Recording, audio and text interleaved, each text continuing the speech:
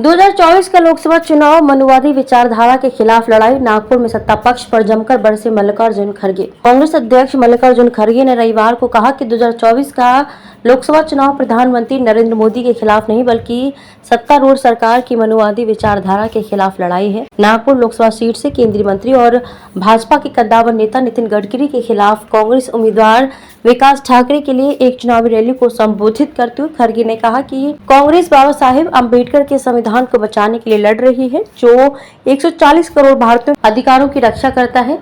खड़गे ने कहा कि ठाकरे कोई नामी गिरामी उम्मीदवार नहीं बल्कि जमीनी स्तर के कार्यकर्ता हैं।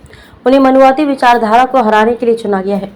2024 का लोकसभा चुनाव मोदी या गडकरी के खिलाफ नहीं बल्कि मनुवादी विचारधारा के खिलाफ लड़ाई है। खड़गे ने दावा किया कि अगर राष्ट्रीय स्वयंसेवक संघ भारतीय जनता पार्टी की जीत होती है तो आगे कोई चुनाव नहीं होगा और वे संविधान को खत्म कर देंगे। उन्होंने कहा कि कांग्रेस ने देश की आजादी के लिए काम किया, लेकिन अब मोदी पूछते हैं कि पार्टी ने पिछले 70 वर्षों में क्या किया है। खड़गे ने आरोप लगाया, आरएसएस ने स्वतंत्रता संग्राम के दौरान कुछ नहीं किया, लेकिन अब वे राम मंदिर और बाबा साहेब अम्बेडकर के नाम पर वोट मांगने आते हैं। अम्बेडकर की एक तस्वीर तो छोड़िए, इन लोगों ने अपने कार्यालय में राष्ट्रीय ध्वज भी नहीं रखा। उन्होंने कहा कि युवा इन संगठनों का इतिहास नहीं जानते हैं और मोदी के झूठ से गुमराह हैं। खड़गे ने कहा कि मोदी के कार्यकाल में देश की जीडीपी सकल घरेलू उत्पाद 5 से 6% की दर से बढ़ रही है, जबकि संयुक्त प्रगतिशील गठबंधन संप्रग शासन के दौरान ये 8-9% थी। कांग्रेस अध्यक्ष ने कहा कि मोदी विपक्ष को भ्रष्ट कहते हैं, लेकिन उनकी पार्टी दागी नेताओं को शामिल करती है।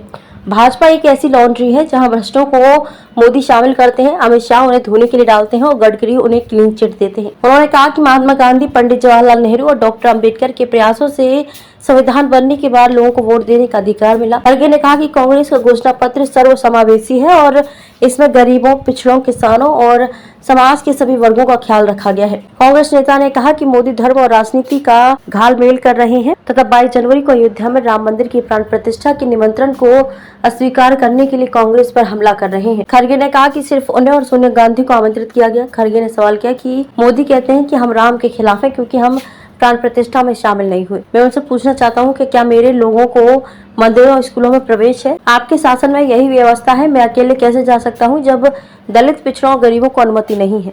आप ये कहकर मेरा अपमान करते हैं कि मैं नहीं आया, लेकिन क्या आपने मेरी पार्टी को आमंत्रित किया? खड़गे ने कहा कि सत्तारूढ़ सरकार ने पूर्व राष्ट्रपति रामनाथ कोविंद को नई संसद परिसर की आधारशिला रखने की अनुमति न देकर और राष्ट्रपति द्रौपदी मुर्मू को राम मंदिर की प्राण प्रतिष्ठा या संसद के नए भवन उद्घाटन के लिए आमंत्रित नहीं करके अनुसूचित जाति और अनुसूचित जनजाति का अपमान किया है।